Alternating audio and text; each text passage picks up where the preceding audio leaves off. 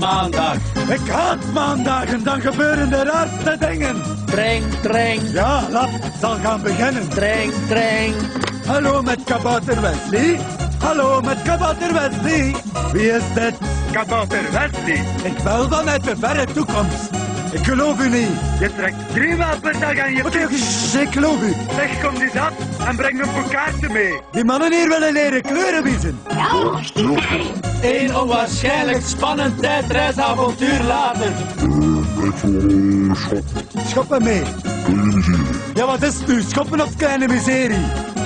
Oké, dan gaan wij voor 8 slagen. Even later. Nog 2 slagen en ze zitten erin. Alors, ik ga 4 rozen.